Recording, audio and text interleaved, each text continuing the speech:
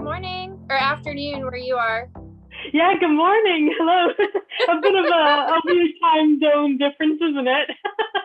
I know it's so weird to think that like you're wrapping up your day and I'm just, midday here. Yeah, but I sincerely appreciate you taking the time to, do this interview today. I know you have some really busy days there at the rescue.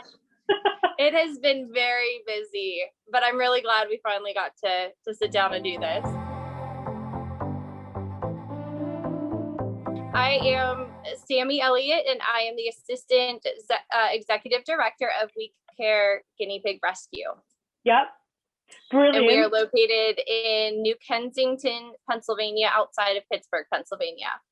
Actually, I think I'm the newest one at the rescue. And I think that's how I got nominated to do the interview, because I'm the newest one. Oh, wow. Myself, my daughter, and my husband, and we've all been working with the rescue since about September of last year. Wow, that's incredible. So it's a whole family affair then. It really is. And I think my sons would, except for they've got some allergies. So handling all the hay doesn't really do well for them. But it definitely is a family affair. So we have our main facility, which is in New Kensington. It's actually our director's home. The downstairs is the rescue. And then the upstairs has our sanctuary. And then we have foster care. And as of right now, I'd say a little under half of our adoptable pigs are out in foster, either for pregnancy watch or for medical reasons, or maybe they just need a little cuddle time, some socialization before they go to their forever home. Oh, yeah. Brilliant. That's wonderful. Oh, goodness. It depends. Like on a weekly basis, on a cage cleaning day, we may have around half a dozen there helping cleaning cages. But then we have people who come throughout the week. Some people come monthly or when they're available. So, and a lot of times we see it is a family affair. You'll have, husband and wife or mother and their children. So it's really cool to see a lot of the volunteers, their whole family, volunteers in some way. I was going to say that, and we kind of spread it out. So like, my family is south of the city. The rescue is north of the city. So we'll help with transports and things that need to happen south of the city. And then we've got people even in nearby states that'll help. So it helps that we're kind of spread out and help each other. So, of course, I'm sure this has changed like today, because I'm sure there are more pigs coming in. There always are. But currently we have 84 adoptable pigs and 65 sanctuary pigs. So that would be pigs that are senior or have special needs and stay at the rescue. We have currently a good bit of the fosters at our house, and it's a family effort to keep everyone fed and taken care of and cuddled, but it's definitely worth it. Okay, so I know that Julene has been doing this even longer than the rescue fully existed and became a nonprofit, but the numbers I was able to put together since 2017, over 2,000 guinea pigs. Wow, that's a lot of piggies. That is a lot of piggies, absolutely.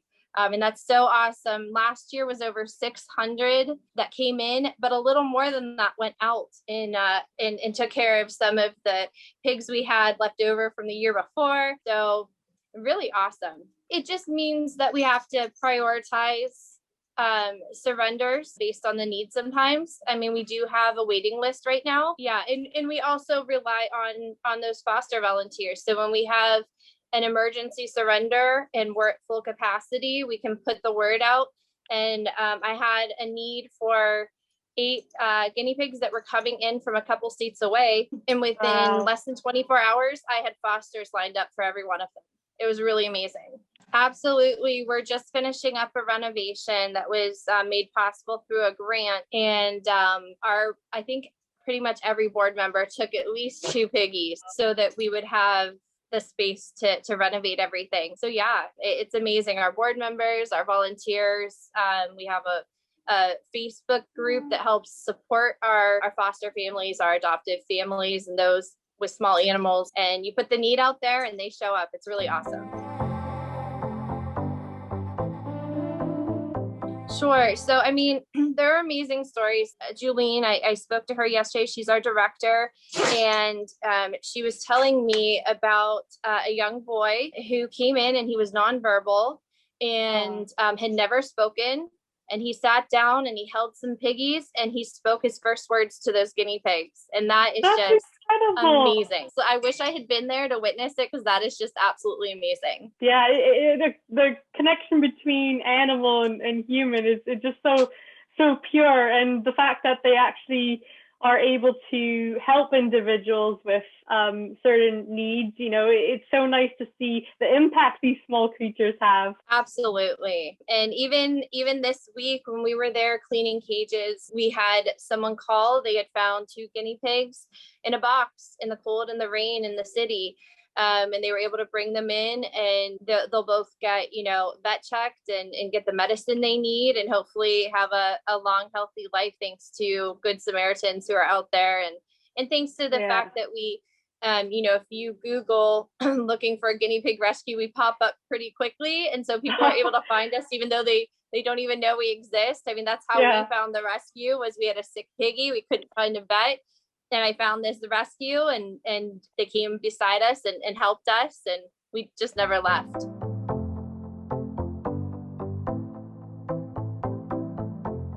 Sure. So we are able to, we work with an exotic vet. So we're able to get a hold of them when someone cannot get into their local vet, which of course is a huge blessing. But we also offer boarding services.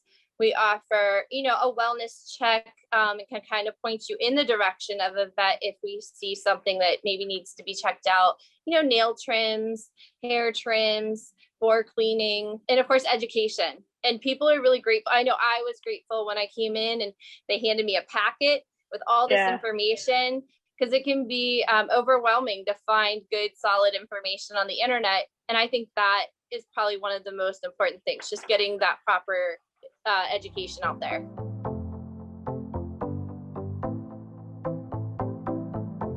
I mean, the very first thing we tell people is to make sure they have a proper cage, whether it be a C&C cage, or there are a couple other, cages that we approve. We also sell the supplies at the rescue for very decent price, so they can make their own C&C cage, and then decide what kind of bedding they want to use. Make sure they have the food, the water bottle, some kind of hideaway or igloo. So making sure they have those basic things, and even some basic over-the-counter medicines that can help, to treat a wound, just basic care that they can do so that when something comes up, they're ready. Also, different signs to look for, because piggies do such a good job of hiding their symptoms. Oh, yes. The things they can do to kind of watch out for, red flags, if maybe you need to give the vet a call. So we provide all of that. And it really is.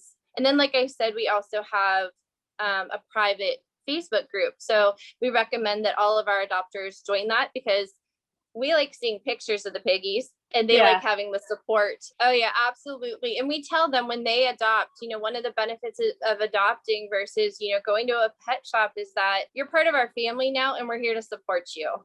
We're not just going to be like, see ya, goodbye, good luck with that.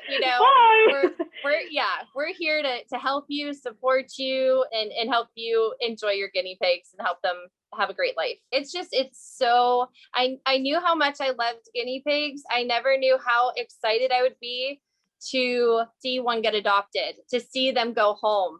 I just love seeing the joy on the people's faces, seeing how they've connected with their guinea pigs. So it's such a really neat process.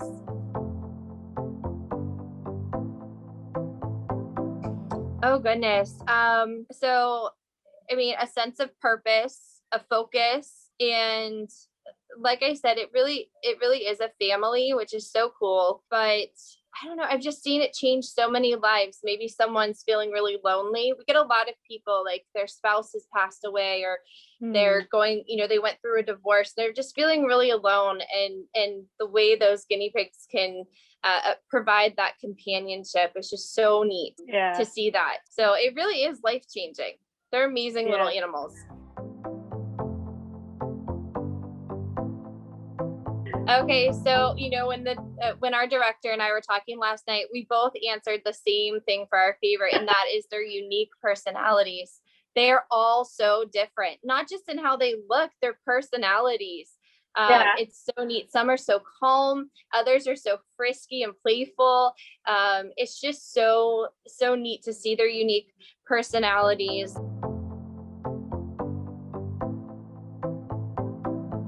As for the lease, that one we had trouble with. I mean, there's a lot of poop, lots of guinea pig poop.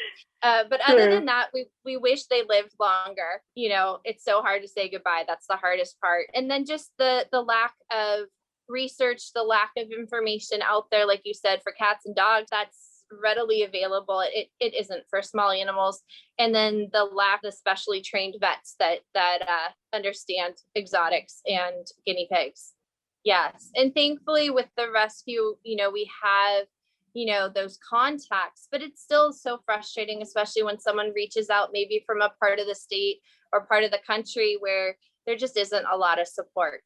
So it'd be really great, just if there were more vets that were able to get that training and understand these small animals. Because like you said, they're readily available at pet stores and at rescues and online for purchase, but then there aren't the specialists out there to help them.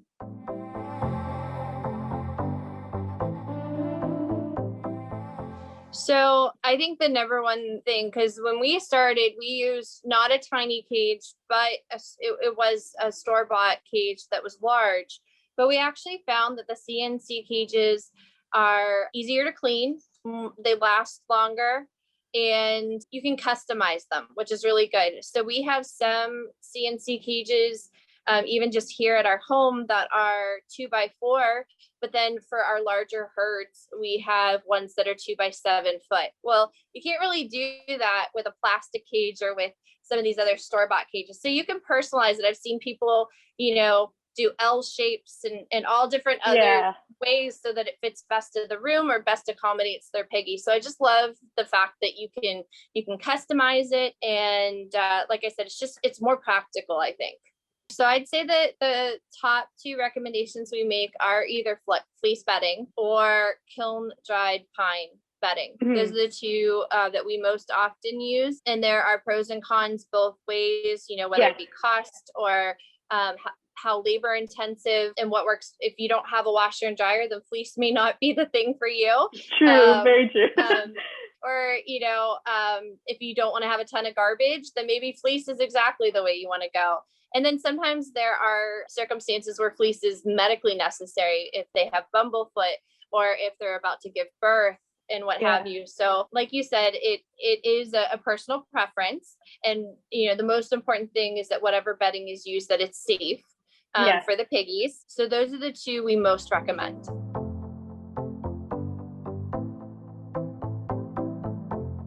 If it weren't for all the amazing, selfless people that donate in different ways, we couldn't do what we do. So at our website, which is weekcare.org, there's a donate tab, which just gives all the information, how you can use Amazon Smile, PayPal, monetary donations, check donations. And then in terms of supplies, the two things that are most helpful are second and third cut Timothy hay. And then we use Missouri guinea pig pellets. So those are two things that we can always use. And that also allows us to give those supplies to our foster families or a family just going through a rough time that needs some supplies. And you can find on our website the address. And of course, you can always email or call us and we'll be happy to make sure the donations get to us. So it really is amazing when people find out about us, what the links they'll go to drop off supplies or money or food or what have you. It's pretty awesome.